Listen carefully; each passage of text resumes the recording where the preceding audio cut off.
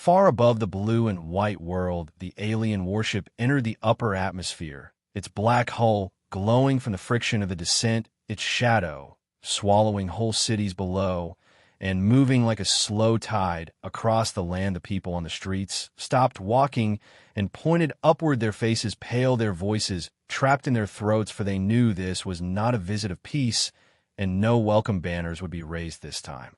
The strange ship moved without sound, yet it shook the ground under every building, as if some hidden force inside it pressed against the earth itself.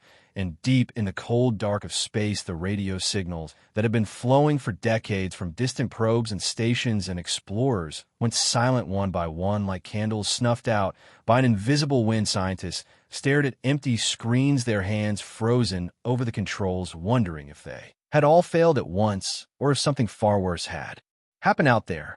In control rooms around the world, images began to appear from the last satellites, still alive, far out past Mars, near the edge of the solar system. Something vast was gathering shapes like sharp spears and jagged knives, spinning slowly in the void. Fleets of alien ships, each larger than the tallest human towers, their surfaces covered in moving lights like crawling swarms of fireflies, only colder and more precise, the kind of lights that belong to machines, not to living things. The leaders of the world were pulled into a single emergency council call, their faces appearing in dozens of little frames across secure screens, each voice urgent, each language different, but every sentence carrying the same fear. What do we do? How do we stop them? Can we even slow them down? The answers came as silence, because no plan existed to fight an enemy that had crossed the stars while humanity still struggled to keep its own machines alive on the moon. In a hidden research center far under a mountain, a group of scientists huddled around glowing maps of the solar system, watching tiny icons of the alien fleet creep closer each hour, like hunters closing in on prey. The data was clear: the ships were accelerating, and no sign of communication had been received, no signal of peace, no sign of curiosity, only a wall of war moving toward Earth with patient and unstoppable intent. Across the cities, panic began to take hold, streets filled with the sound of people trying to flee, even though no one knew where to go. Some boarded trains heading inland, others crowded onto ships that set out to sea, but the alien warship above kept drifting slowly, as if marking its prey and waiting for the rest of the pack to arrive. And far above it, the black clouds it had carved open swirled in strange patterns, unnatural spirals that followed the movement of the alien craft. Military forces scrambled jets and launched missiles, but none dared to fire without orders. Radar tracked the alien warship with perfect clarity, yet its readings made no sense. Its mass was too great for its size. Its energy signature was beyond anything the scientists had seen. Even the heat from its engines did not match any known fuel. It was as if the ship itself was a living thing, breathing and moving through the sky by will alone. The scientists tried to measure the distance of the alien fleet and found a number that kept shrinking too fast. Every hour the gap closed faster and faster, as if the alien ships were folding the space around them, pulling themselves closer by some power that human minds could not yet explain. One researcher whispered that maybe they were already here and we were only seeing shadows from the past, but no one wanted to listen to that thought. By afternoon, the alien warship above the Earth began to rise again, slowly drifting higher and higher until it vanished into the dark of the upper sky. Yet its shadow seemed to remain in the minds of everyone who had seen it like a scar. They could not forget the air smelled different after it was gone, heavier, as if the planet itself now knew it was being watched from above and feared what would come next.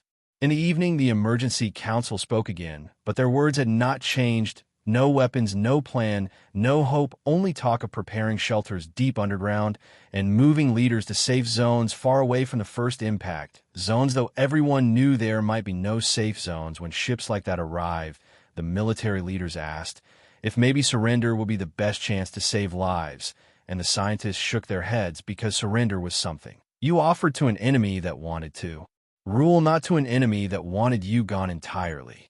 As the sun set, the alien fleet at the edge of the solar system slowed, almost as if it was waiting for the right moment to enter the inner planets, and in cities across Earth, people stared upward at the first stars appearing in the sky, wondering if those lights were already the eyes of the ships coming for them. Children asked their parents if the aliens would be friendly, and the parents lied because the truth was too heavy for the night air. Then it happened. The alien flagship, the largest shape among them, sent a signal that crossed the void faster than any human wave could travel. It cut into every radio, every television, every phone screen across the planet. The sound was broken and heavy like a voice coming from the bottom of the ocean, words cracked and slow, yet every person could understand them, because fear made the meaning clear. The message said, kneel or be erased. Deep beneath the mountains, in a hidden chamber where no sunlight ever reached, the brightest minds on the planet gathered in a circle around a single floating image in the air. The image was the outline of something so vast and so powerful that even the most hardened military commanders could not look away. It was the design of a ship unlike anything Earth had ever built, a weapon that could face the alien fleet and maybe, just maybe, give humanity a chance to survive. The air was thick with the sound of quiet voices and the hum of machines as engineers pointed to parts of the design, explaining how this part would create a shield that could survive a direct hit, and how that section could hold a cannon powerful enough to split a moon in half. The generals nodded, but their eyes betrayed doubt, because they knew time was short and the aliens were moving closer every single hour. A woman in a white coat stood before them, her hair tied back and her face pale from days without sleep. She explained that this ship, the one they call the Stardestroyer, would need resources from every nation on Earth, massive amounts of steel, rare metals from deep mines, fuel from the last remaining reserves, even alien fragments recovered from old crash sites. The room filled with murmurs as leaders calculated the cost, not just in money, but in the fact that they would have to share everything with their rivals and enemies to even begin the project. Outside the chamber, the news was spreading like wildfire. People had heard about the alien threat, and now they spoke of a secret plan to fight back. Some believed it was real, others thought it was only a lie to keep hope alive. As the days grew colder with fear and suspicion, the streets became tense. Some cheered the idea of building a weapon that could defend Earth, while others feared it would only make the alien strike faster and harder. Back in the council room, the arguments began, voices rising as leaders accused each other of planning to use the ship for their own power. Once the threat was gone, old grudges between nations burned bright again, but the images from the satellites of the alien fleet silenced them quickly. Every time the screen refreshed, the ships were closer, and their formation was tighter, like a noose being drawn around the solar system. The head engineer slammed his hand on the table and said the Stardestroyer must be finished in months, not years, because if they waited, the aliens would arrive before it could even leave the dock. The generals protested, saying it was impossible, that nothing of such size could be built so fast. The engineer stared them down and said, then humanity will die fast too. His words cut through the air, and no one argued after that.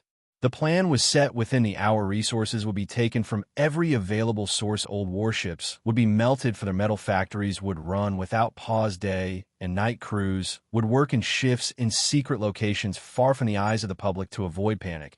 But even in secrecy, the project scale was too large to hide forever. Soon rumors began to spread among workers about strange engines that glowed with colors never seen before, and weapon parts so massive they had to be moved through mountains by cutting tunnels around them.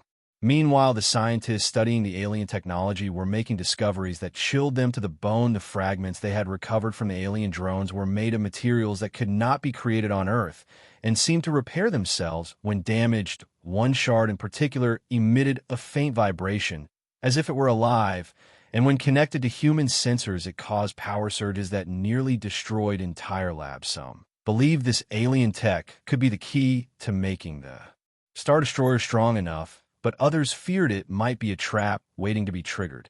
The world outside was changing too. As news of the alien threat leaked more often, people began to prepare in their own way. Some fortified their homes, others built shelters underground, while some simply left their cities entirely, heading into the wilderness in hopes of hiding. When the attack came, governments tried to keep control, but riots began in major cities as food and fuel were hoarded and rumors of alien infiltrators spread through the streets. One night, as the main construction team worked in the hidden docks buried inside a frozen valley deep in the polar region, a sudden alarm sounded. Red lights flashed across the walls as a technician shouted that a strange energy surge had been detected far out in the asteroid belt. It was faint at first, but growing stronger by the minute. The commander of the dock ordered all non-essential systems shut down and every available scanner turned toward the source. The data came in slowly, painting a picture that no one wanted to see. It was not just one surge, but several, each one moving like a predator toward the inner planets. The scientists in the mountain base confirmed the readings. They believed the alien fleet was testing some kind of weapon or travel method that allowed them to close the distance faster than before, and that meant the Star Destroyer's deadline had just been cut even shorter. In a midnight call, the leaders spoke again, each one looking more tired and more desperate than before. The head engineer told them the truth. There was no way to build the ship without full cooperation and without abandoning every other military project on the planet. The choice was simple: build the Star Destroyer or prepare for extinction. The room was silent as the weight of the decision pressed down, and then one by one they agreed, knowing there was no other road left. Factories lit up across the world like stars on the surface of the earth. Workers labored until their hands bled. Raw materials were moved on massive convoys guarded by soldiers. Engineers worked on designs that were rewritten daily to adapt to new discoveries from the alien fragments. Every moment counted, because every moment brought the alien fleet closer. Far above the planet, the alien warship that had descended before was seen again, drifting in the upper atmosphere like a dark moon, its presence a reminder to everyone below that time was running out and that the threat was not far away, but already here, watching and waiting for the perfect moment to strike. As the second week began, the scientists in the mountain base noticed something alarming. The energy surges detected in the asteroid belt had stopped completely, as if the aliens no longer needed to test their methods. The silence was worse than the noise, because it meant the next sign of their movement might be the arrival of their weapons. That night, the head engineer stood alone in the dock, looking up at the unfinished skeleton of the Star Destroyer, its massive ribs of steel reaching toward the roof like the bones of a giant beast. He knew they had begun the race for survival, but deep inside, he also knew the enemy might already be faster.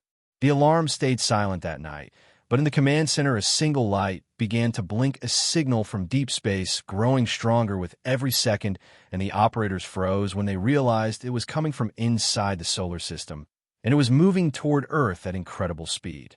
The moon hung pale and cold above the dark side of Earth, its gray surface quiet as it had been for millions of years.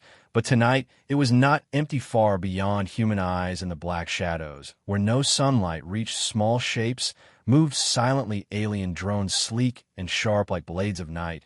They slid across the lunar horizon, leaving no trace, yet their presence was as heavy as a storm pressing on the air.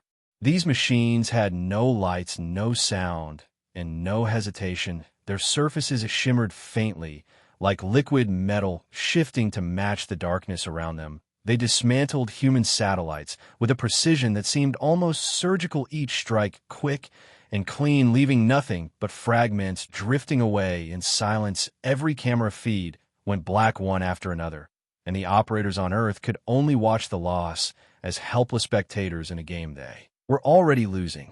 At the hidden military base deep under rock, alarms wailed, red lights swept across the walls as commanders tried to understand what had just happened. The moon was supposed to be the first warning line, yet now it had been breached without even a signal of approach. Fighter craft were launched, but their screens showed nothing, only the still image of the gray surface and the faint shadows of craters, as if the enemy had vanished in a thin air. In the War Council room, the general stared at the map of the solar system. The alien fleet was still far from Earth, but these drones were already here, their purpose unclear. Some feared they were scouts, others believed they were the first wave of an invasion meant to blind humanity before the real strike. The scientists whispered that this kind of technology was beyond anything humans could fight in the open, and that the only hope was to finish the Star Destroyer before the drones reported back to their masters. On the construction site, hidden deep within a hollowed asteroid, the Star Destroyer skeleton was beginning to look like a ship, its long spine stretching across the dock, massive ribs of alloy rising toward the ceiling as welding sparks lit the darkness. Workers moved quickly under the constant watch of armed guards. But even here, in the supposed safety of space, there was tension. Every radar ping was checked twice, every shadow questioned, every movement watched. The scientists had finally unlocked part of the alien fragment's code, a strange series of pulses that did not match any human language, yet seemed to hold patterns like music. They believed it might be a kind of data transfer method far faster than anything humanity had created, and if so, the drones could be sending live images and coordinates to the alien fleet right now, each passing second feeding the enemy everything they needed to plan the kill.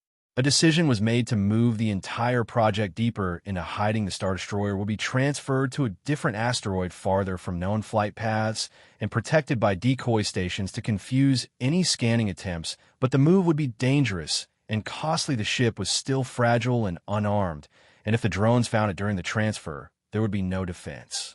The alien drones did not attack Earth directly. Instead, they lingered on the far side of the moon, as if waiting for some signal. Their movements slow and deliberate, like predators circling prey in the dark. Several small defense satellites were sent to investigate, and none returned. Within minutes, their signals were gone, and their bodies likely scattered into the void.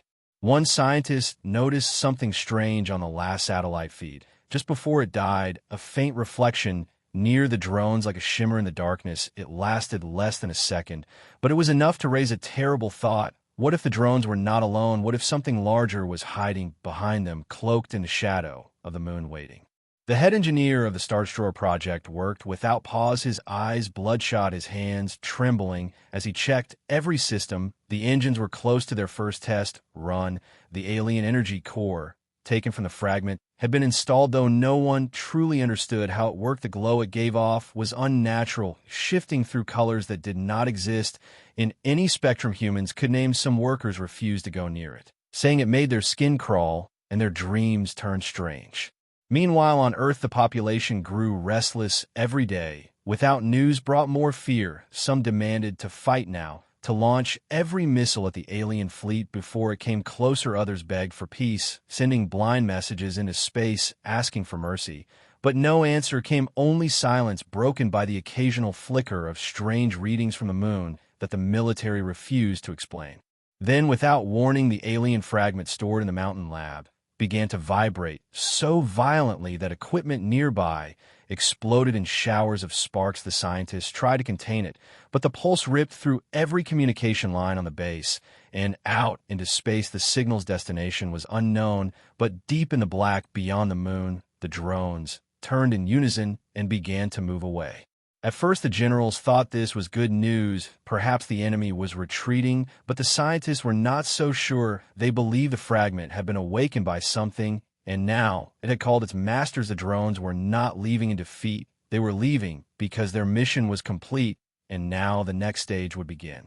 Far out past Mars, the alien fleet shifted formation, their ships aligning into long lines like spears aimed directly at the inner planets. The velocity readings spiked, showing acceleration beyond anything humans could track. They were coming faster than predicted, and no defense network could be ready in time. The Stardestroyer would have to move immediately or be destroyed before it could even fire once.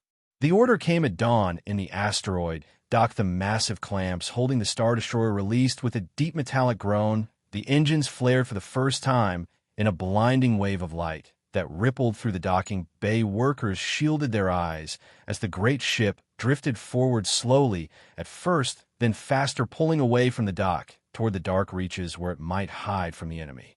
But even as the ship left the bay, the radar operators picked up something in the distance, faint at first, but growing clearer. Shapes moving through the dark between the moon and Earth, far too large to be drones, yet too fast for any known human craft. They were closing the gap with terrifying speed, and their path led straight toward the Stardestroyer's current course.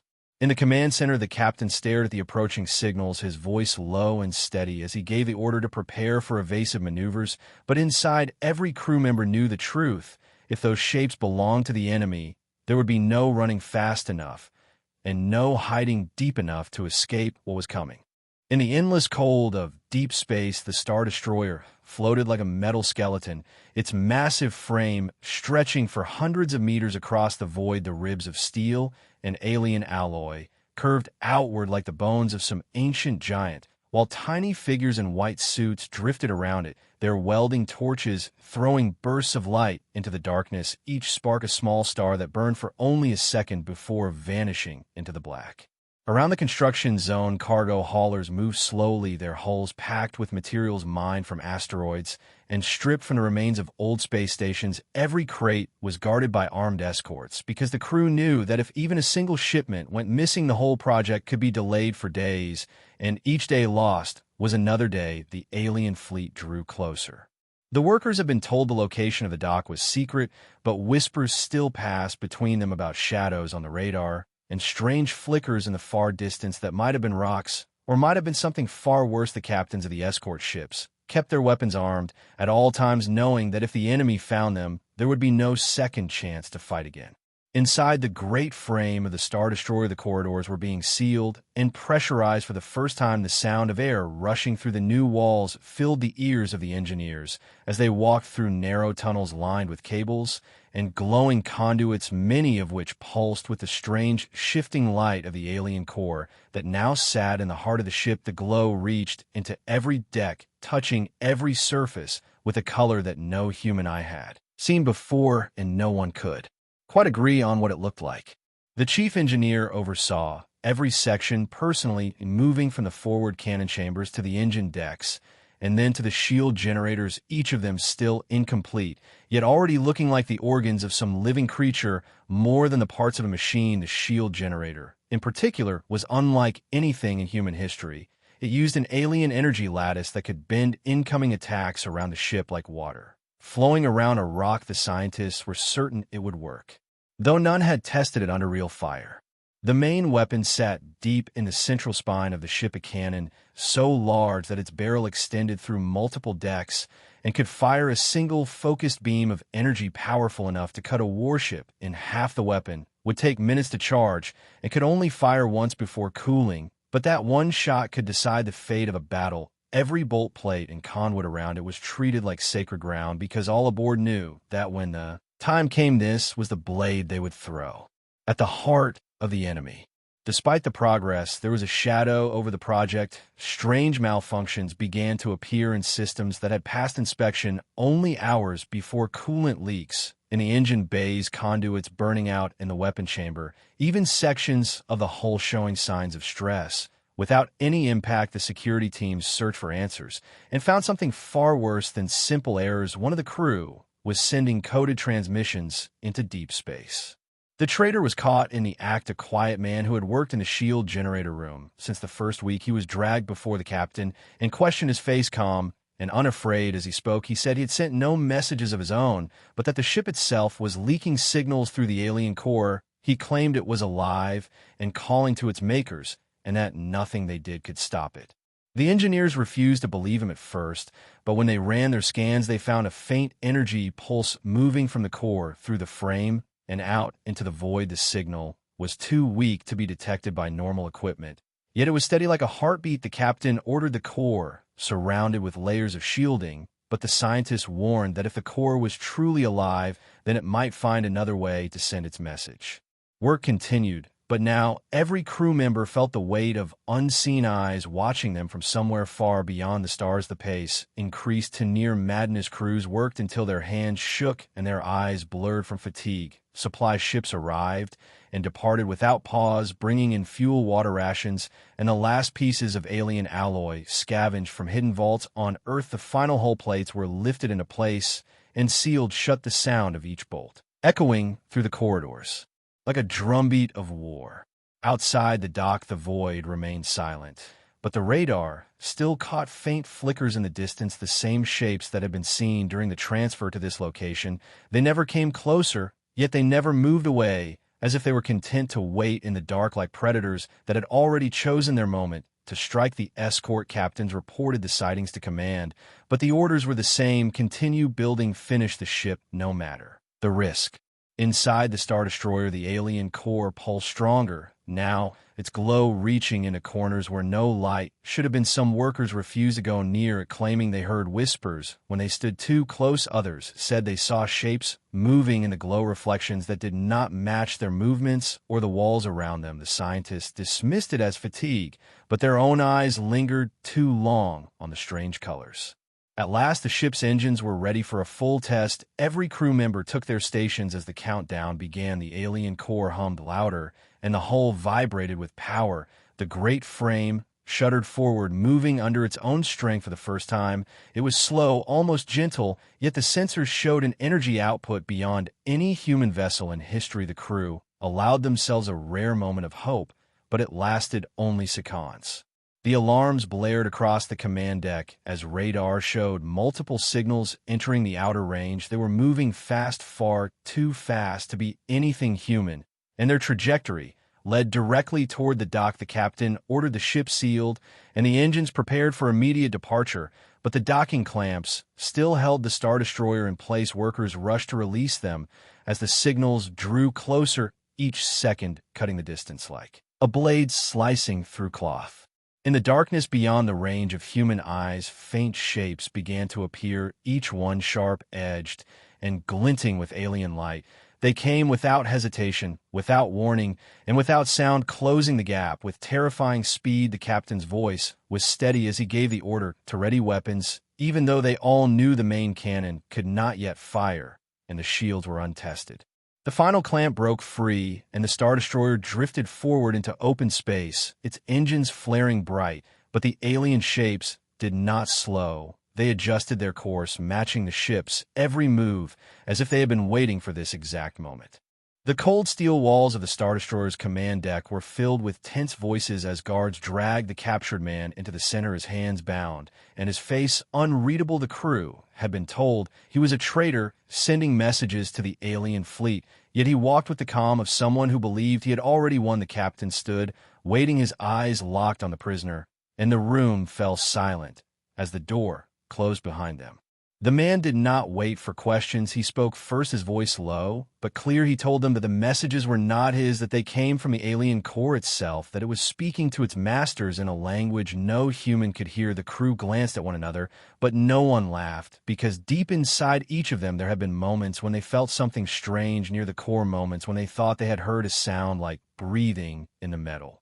The captain demanded to know why the aliens had come, and the man said they had not come for resources or for conquest. They had come because Earth had been marked long before any human had built a ship in space, marked as a threat, not for what it was now, but for what it could become. He said that in some far future humanity would stand against powers older than the galaxy and win, and the only way to stop that was to destroy them now before they could rise. Some called him a liar, others demanded proof, but before the argument could grow, the entire ship shook violently as if struck by a giant unseen hand. Alarms screamed through the corridors, and the radar lit up with the approach of alien scout ships. The crew rushed to battle stations, even though they knew the weapons were not ready. The captain ordered evasive maneuvers. The engines roared, and the Stardestroyer turned sharply away from the docking site into open space. The alien scouts closed in their sleek black hulls, barely visible against the star's beams of blue energy cut through the darkness, one slicing close enough to melt part of the outer hull the shields held, but only barely, and the engineers shouted for more power from the core. The glow deep inside the ship flared brighter than ever, flooding the decks with unnatural light. The crew felt the vibration through their boots like the heartbeat of some great beast waking up. The captain gave the order to test the secondary cannons, the smaller weapons hidden along the sides of the ship. They fired in short bursts, red streams of energy that tore into the alien scouts. One ship exploded in a silent flash. The others broke formation, circling like wolves around a wounded prey. The Stardestroyer moved faster than expected, its alien-enhanced engines pushing it far beyond human design, but still the enemy matched every turn and every move. In the shield generator room, the prisoner, now under heavy guard, began to laugh. He told them the scouts were only here to measure the ship, to watch its movements, to test its limits. The real fleet was still coming, and it would not be fooled by speed or firepower. He said the only chance for survival was to strike first before the fleet arrived, to take the fight to them in the dark, between the stars. The crew, listening, felt a chill, not from the cold of space, but from the weight of his words. The scouts regrouped and attacked again, this time from above, their weapons hitting the same point on the shield over and over. The generator screamed under the strain. The engineers rerouted power from life support to keep the barrier alive. The lights on the decks dimmed to almost nothing, and the glow from the core became the only light in the room. The crew worked in shadows, their faces lit by a color they could not name. Suddenly, one of the alien ships broke off, pulling away from the fight. The radar showed it accelerating to impossible speed, vanishing toward the outer system. The prisoner said it was carrying everything it had learned about the Stardestroyer back to the main fleet. The captain knew this meant they were out of time. The enemy now knew their location, their weapons, their speed, and soon the full force of the Armada would be on its way. The battle with the remaining scouts grew more desperate. The Stardestroyer dug between drifting rocks in a dense asteroid field, using the cover to avoid direct fire. The smaller cannons took out another ship, but the last one managed to land a hit that tore through one of the unsealed sections in the lower decks. Air rushed out, and alarms wailed as emergency bulkheads slammed shut, sealing off part of the ship and trapping several crew members inside, with no way out. By the time the last scout was destroyed, the Stardestroyer had taken heavy damage. Sections of the hull scorched, shields down to half power, and engines overheating. The engineers warned that any more strain could burn them out entirely. The captain ordered them to head for a hidden repair station in the shadow of a dead moon. But the navigation officer hesitated. Radar showed the alien fleet changing course and heading straight for Earth, moving faster than ever before. The prisoner spoke again, saying the aliens would not wait for repairs. They would strike as soon as they were in range, because they feared what humanity could become more than they feared anything else. He said they had seen this before on other worlds, where a young race rose too fast and changed the balance of power forever. Those worlds were gone now, erased so completely that no trace remained, and Earth would be next unless humanity struck first. The crew argued, some saying they should run back to Earth and defend it, others saying they should take the Stardestroyer and meet the fleet in space to surprise them. The captain listened in silence, then turned to the prisoner and asked what he would do. The man smiled and said, "I would aim for the heart before it beats again." The captain gave the order to plot a new course, one that would take them toward the alien fleet instead of away from it. The crew stared in shock, but no one disobeyed. The engines roared to life, the damaged hull groaning as the great ship turned in the darkness, its nose pointing toward the stars where the enemy waited. The alien core pulsed brighter, as if it too knew where they were going. As the ship accelerated, the radar began to fill with signals. The fleet was massive, dozens of capital ships, each one the size of a city, and countless smaller crafts swarming around them like a living shield. The crew could see them now, faint shapes glinting in the far distance, growing larger with every passing second. The captain gripped the edge of his chair and told them to prepare for battle. And then the fleet stopped moving, completely hanging in space in perfect silence, as if waiting for something. And in that moment, a single massive shape began to emerge from the darkness behind them, dwarfing even the largest of the alien ships, its form hidden in shadow, but its size so great it blotted out the stars around it. The giant shape behind the alien fleet loomed larger with every passing second, its dark outline swallowing the starlight like a living shadow. The Stardestroyer's crew stood frozen at their stations, staring at the monster of metal and unknown design. Even the alien capital ships seemed small before it, and for a brief moment no one spoke. The silence was heavy enough to crush the air from the lungs. Then the prisoner broke it with a single whisper. "That is their flagship, and it is older than your son." His words carried no pride, only warning. The captain asked how something so massive could even move through space. The prisoner said it did not move through space like their ships. It bent space around itself, traveling in ways no human had ever seen, and that once it locked its focus on a target, there was no escape. The crew shifted uneasily, the sound of their boots against the deck the only noise, until the sensors began to scream with incoming signals. Dozens of alien interceptors broke from the formation, rushing toward the Stardestroyer like a storm of black knives. Their speed was unmatched, their formation perfect. The captain ordered the crew to hold fire until the ships were within range. The gun crews gripped their controls, sweat on their foreheads as the blips on the radar closed in the alien core. Inside, the Stardestroyer pulsed with light, each beat brighter than the last, casting eerie shadows across the faces of the crew. The first wave of interceptors came into view, their hulls smooth and reflective, making them almost invisible in the darkness. The smaller cannons fired bursts of red energy, but the ships darted away like shadows, avoiding the blast. Then they struck all at once, beams of energy slicing at the Stardestroyer's shields. The sound of the impact was like metal screaming. The engineer shouted that the shield strength was dropping too fast, and the captain gave the order to divert every reserve into the barrier. In the middle of the chaos, the prisoner told the captain that the flagship's weapon was not a cannon, not a missile, not anything humans would understand. It was a weapon that erased matter itself, tearing it from reality, and if it fired, there would be nothing left of the Star Destroyer or Earth. The crew felt a chill spread through them, the weight of the truth heavy in their minds. But there was no time to dwell as the interceptors turned for another pass. The captain ordered evasive maneuvers, and the Star Destroyer spun through space, engines roaring, the alien-enhanced drives pushing it beyond human limits. The ship dodged between the attackers, returning fire. Where it could, two interceptors exploded into silent light, but more kept coming. The radar showed a second wave launching from the flagship, and the captain knew they could not fight them all head on. The prisoner stepped closer to the captain and said, "You must go for the heart now before the rest close in." The navigation officer hesitated, saying that the flagship was still protected by layers of capital ships and escort craft, but the prisoner only smiled and said that was why the alien core was inside their ship in the first place. The captain understood the meaning. The core was not just a power source, it was a key, a weapon from the same makers as the flagship, meant to match it in strength and maybe even surpass it.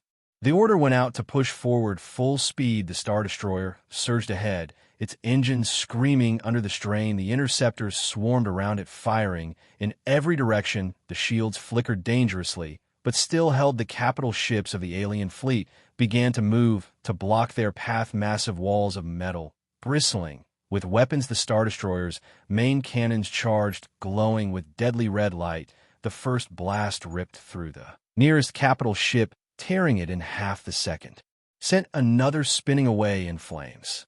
But every victory cost them. The shields were at 30%, the hull scorched and scarred, the crew working without pause, their bodies shaking from exhaustion. Still they pressed on. The flagship loomed ahead, now close enough for the naked eye to see details, its surface covered in strange moving patterns like rivers of liquid metal, its size so great that even at this distance it felt like a planet rising in front of them. Then the flagship moved, not quickly, but with a terrible slowness, like a mountain shifting in the deep. Its form seemed to stretch and warp, the stars behind it bending unnaturally. The prisoner shouted that it was preparing to fire its main weapon. The captain ordered all power to engines and weapons. The crew obeyed without hesitation. The alien core pulsed so bright it hurt to look at, and the whole ship trembled as if something alive inside it was about to break free. The flagship's weapon began to glow a deep, unnatural blue, a sphere of energy forming in the void at its front, growing larger and larger. The sensors read impossible energy levels rising by the second. The crew knew that when it fired, there would be no second chance. The captain's voice rang through the deck, telling them they would not die running, they would strike first. The Star Destroyer's main cannon aligned directly with the heart of the flagship, the glow from the core spilling through the entire ship. The alien fleet closed in from all sides, capital ships firing, interceptors diving in suicide runs, beams of light cutting through the darkness. The Star Destroyer took hit after hit, its shields collapsing until they were gone, leaving only the thick hull between them, and destruction. Pieces of metal tore away, spinning into the void. Yet still the ship pressed forward, every crew member locked in place, hands steady, eyes fixed on the target ahead. The prisoners shouted now, and the captain gave the order to fire. The core flared like a star, the main cannon unleashing a beam so bright it lit the battlefield for thousands of kilometers. The blast tore through two capital ships in its path and slammed into the flagship's outer hull. The metal rippled like water under the force, but held. The crew stared in disbelief, but before despair could take them, the prisoner said again, "Fire," and the captain obeyed. The second blast was stronger, the core, screaming in protest, the glow shaking the very walls of the ship. This time, the flagship's surface cracked, great black shards breaking away, revealing a light beneath, so intense it seemed alive. The alien fleet moved in panic, their formations breaking as the flagship itself began to tremble in the void. But then its weapon completed its charge, the sphere of energy, now the size of a city. The captain knew they were out of time. He ordered the engines to maximum, the Stardestroyer surging forward into the light of the weapon, even as the crew braced for the end. And just as the weapon fired, space itself seemed to twist around them, swallowing the ship whole. The world outside the Stardestroyer was gone, replaced by a swirling void of colors and shadows, twisting like a living storm. The crew staggered at their stations as gravity shifted in strange ways, their bodies feeling lighter one moment and heavy the next. Alarm screamed, but no one knew what to fix. Nothing was broken, yet everything felt wrong. The captain demanded answers, but the sensors showed no space, no time, only a tunnel of shifting light, stretching endlessly in front of them. The prisoner's face was pale, even under the dim emergency lights. He said the flagship's weapon had fired, but the alien core had pulled the ship into a fold of space, shielding them from the blast. The crew looked at him in disbelief. The captain asked where the fold led, but the prisoner shook his head, saying no one ever returned from such a place. Yet he added that if they controlled the core, they might not only escape, but strike the flagship from inside its own shield. The idea was madness, but madness was all they had left. The Stardestroyer drifted deeper into the tunnel, the light outside bending in impossible shapes. The hum of the alien core was louder now, like a heartbeat filling the air. The prisoner explained that the core was not a machine, but a fragment of a living star mind, a being created long before the alien fleet existed, had been captured and bound to power ships like the flagship. But a fragment like theirs could grow stronger if it was freed. The crew exchanged uneasy looks. The thought of something alive inside their ship watching them was unsettling. The captain asked the prisoner how to reach the flagship from here. The answer came in a whisper: "You must let the core guide you." The captain hesitated. Trusting alien technology was one thing, but trusting something alive and ancient beyond imagination was another. Yet time was bleeding away. Every second the flagship remained unbroken was another second the alien fleet could regroup and strike Earth again. The captain gave the order. The core's glow flared, blinding for a moment, and the ship lurched forward like it had been caught in a tide. When vision returned, the view outside had changed. The Stardestroyer was no longer in the tunnel, but in a vast, empty space with a single massive structure floating in the distance. It was the inside of the flagship. Its shield had created a pocket of space where its true core was hidden, a sphere of burning white light, surrounded by black spires like the ribs of a giant creature. The prisoner said that was the heart of the flagship, and if they destroyed it, the entire alien fleet would collapse. The alien defense drones were already moving to intercept, their shapes sleek and sharp like metal predators. They came in waves, firing streams of blue fire that sliced through the void. The Stardestroyer's cannons roared back, cutting them down one by one. But more kept coming. The prisoner warned that the closer they got to the heart, the stronger the resistance would be. The crew pushed forward, the hull groaning under the impacts. The alien core's glow, now steady and strong as if it sensed the end was near. The spires around the heart began to shift, rotating and locking together, forming a barrier. The navigation officer shouted that there was no clear path through, but the prisoner said there was one, and it was not through the barrier, but inside it. The captain did not understand until the core began to pulse in a strange rhythm, and a narrow gap appeared between the spires, too small for a normal ship, but just enough for the Stardestroyer if the pilot could thread the needle. Under fire, the captain gave the order. The ship dived into the gap, enemy fire chasing them. The hull scraped against the spires, sending sparks into the void, but they made it through into a chamber of pure light. The heart of the flagship filled the view, its surface rippling with energy, every beat sending a shockwave through the airless space. The prisoner told them to fire, but the captain hesitated, knowing that the first shot might not be enough and that the core inside their ship would need to burn itself to match the flagship's strength. The crew exchanged silent nods. No one spoke, but all understood what that meant.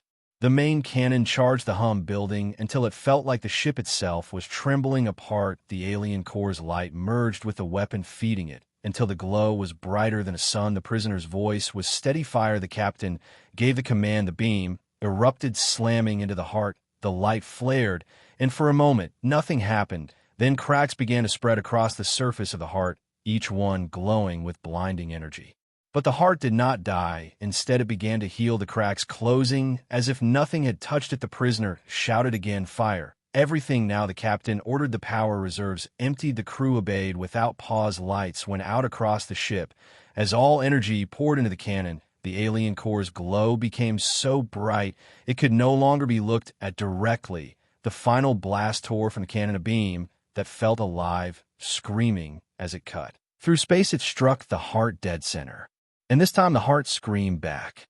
The spires shattered, the surface of the heart split open, and the light within erupted outward like a dying star. The shockwave hit the Stardestroyer, throwing it tumbling through the void. The crew clung to their stations as alarms wailed, but the prisoner's voice cut through, saying it was done. Outside, the heart collapsed into nothing, and the space around them began to fold in on itself. The flagship was dying, and with it the alien fleet.